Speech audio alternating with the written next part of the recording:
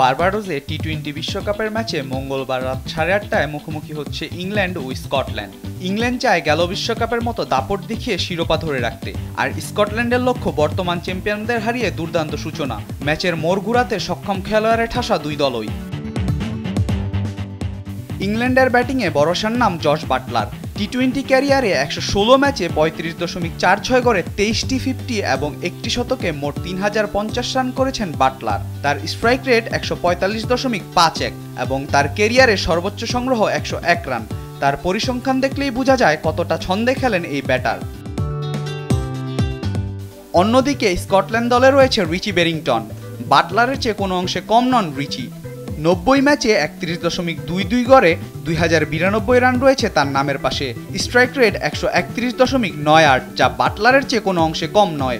টি-20 ক্যারিয়ারে তার সর্বোচ্চ সংগ্রহ 100 রান। টি-20তে 10টি 50 এবং 1টি শতক রয়েছে তার নামের পাশে।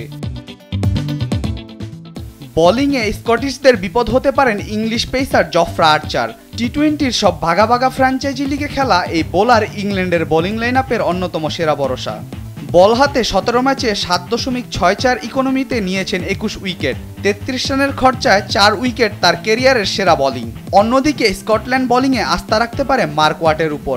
63 ম্যাচে মার্ক ওয়াটের উইকেটের সংখ্যা 77টি। তার economy 6.81। Al Mahmud Fahim, sports desk, দেশ টিভি।